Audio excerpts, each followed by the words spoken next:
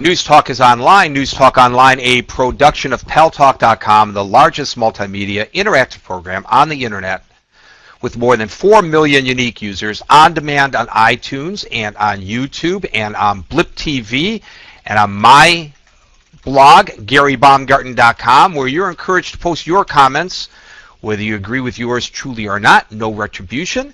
And thanks to our good friends at CRN Digital Talk Radio, we're syndicated to an additional 12 million households. I am your host, Gary Baumgarten. I welcome you to the show. And I encourage you to go, as I always do, to reportergary.com, reportergary.com for stories that you may or may not see here or read in the mainstream media. Wasn't that last interview just great? Clara Moskowitz, by the way, is older than she looks.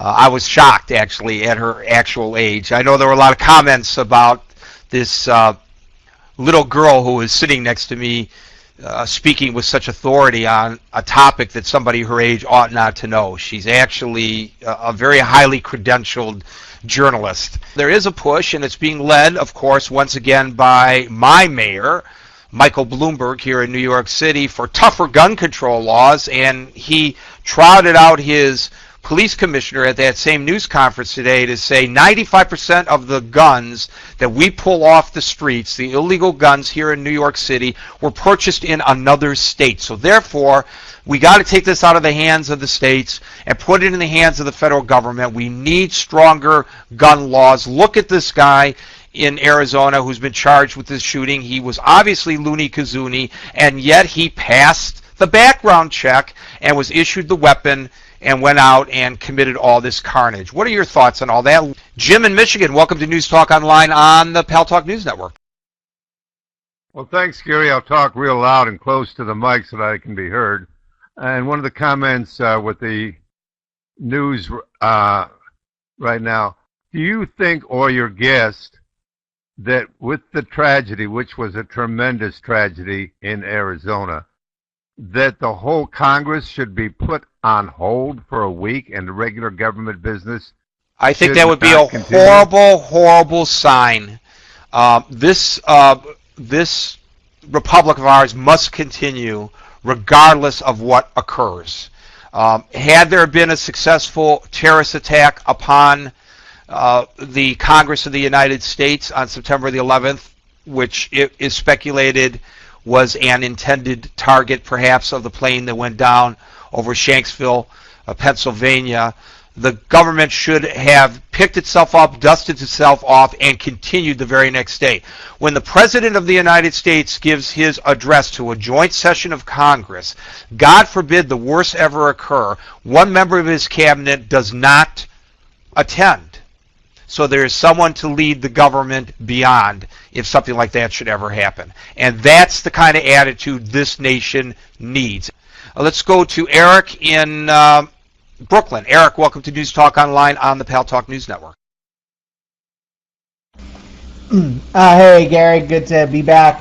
I don't know if I'm hearing correctly from some of the other callers, but are they going to they're closing down Congress for about a week so that way they can... No. He asked whether we ought to do that, and I said absolutely not. The government has to continue no matter what happens. You know, the worst has happened in this country. We've had presidents of the United States assassinated, and whenever that has happened, there has been an immediate and peaceful transition from one presidency to the other. The framers of the Constitution, which was just read by the current members of Congress, understood that this could happen and made for that eventuality. God forbid something horrific should happen, the government would have to carry on one way or the other. It would have to. Salma in California, welcome to News Talk Online on the Paltalk News Network. Good evening, everybody. This is really a tragedy. I was watching it live this morning. This is really amazing. A 22-year-old goes, just gets a hold of guns, and he just goes to shooting spree. This was really terrible, and the innocent bystander, a little girl, got killed. I mean, God knows what's going to happen later. America is becoming worse and worse every day. It's like a wild, wild west all over again, Gary. Actually not, and I want to tell you something, Salma. We have a history in this country. We have a history in this country of violence, and we have a history of assassination in this country. And it's part of our culture. People outside of the United States don't understand why people carry guns. It's our culture.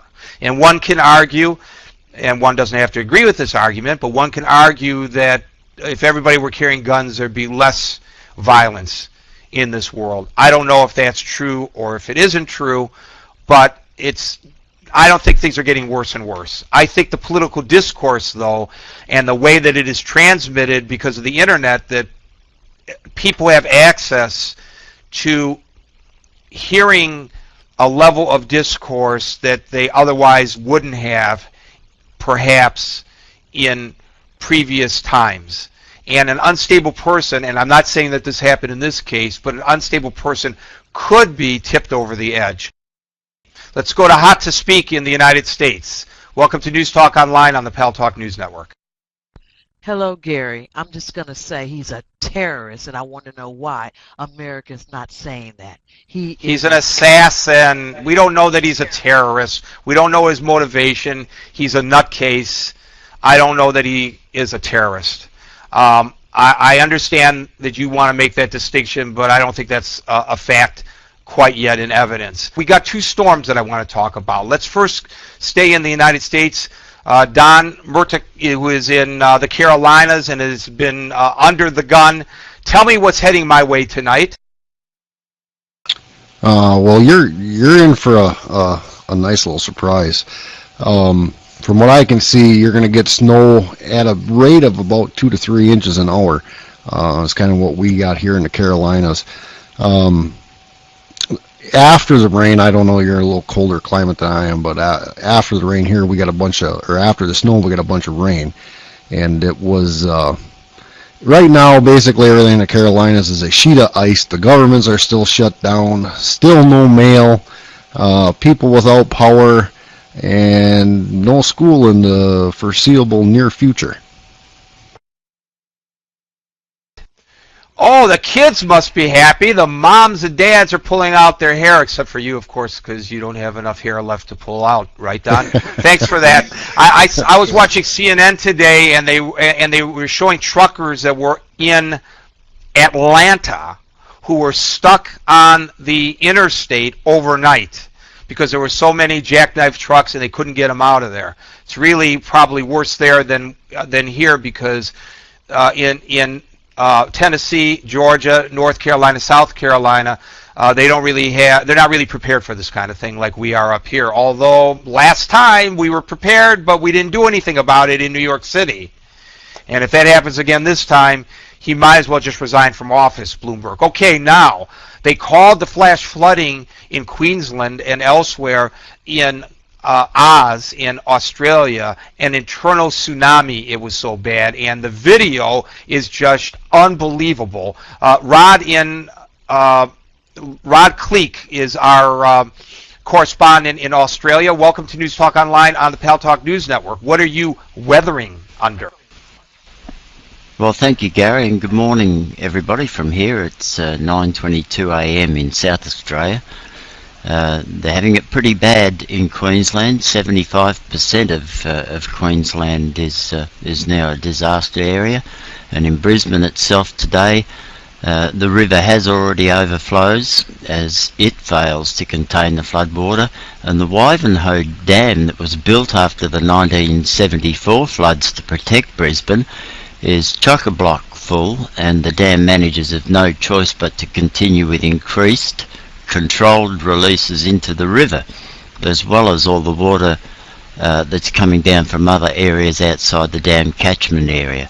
The Bremer River in Ipswich is expected to peak today at 19 metres. That's 2 metres higher than it was in 1974. And for those in feet, that there are 3.28 feet in 1 metre. Residents of Brisbane today have been warned to stay at home and prepare for the worst as power to the central business district has been cut off. Major concerns are held for the water supplies to many of the flooded communities, and unfortunately the death toll is currently at 10, with the latest reported death to be a 4-year-old boy who was washed from a state emergency services boat during his rescue in the Lockyer Valley. 20,000 homes are affected just in that valley area itself. The most chilling aspect is how many people have been caught in their homes, as towns like Toowoomba, people were fleeing for their lives ahead of a huge wave of water struck with little notice. Authorities expect the toll to dramatically increase as floodwaters recede and emergency workers can get access to those homes. Major towns have either been cut in half, with a river flows through the town, and huge areas are totally isolated, with many people being airlifted to safety by choppers. Tenterfield, the home of country music in Australia, is completely isolated, with roads into the town cut off, and a further 100 millimetres of rain is forecast for the area during the next 12 hours. The city of Grafton, a very big regional town, is protected by a levee, but the SES, State Emergency Service, expects local roads outside the protection zone will go underwater. Live news programs this morning on Australian TV were showing video of street signs as the level rose right before our eyes and submerged them. Whilst there are minimal reports of looting, authorities have warned that there will be very harsh penalties for those caught doing so, and any idiots caught surfing in flooding areas putting SES workers' lives in danger will be severely dealt with. Yeah, you know how they're going to deal with them, Rod? They're going to release the Crocs. Anybody who is stupid enough to go in the water there with those Crocs floating around deserve anything that they get. Rod, thanks for that report. We're out of time. All of the previous issues and perhaps others will be the topic during the aftermath. In about 5 minutes, Dane will take over the anchor seat. And a little later tonight, my good friend Linda Padula will be holding forth. If you want to hear the best female vocalist you may have ever heard in your life, tune in for that. I'm out of here. I'll be back at 5 o'clock New York time tomorrow for another edition of News Talk Online on the Paltalk News Network. Until then, peace out.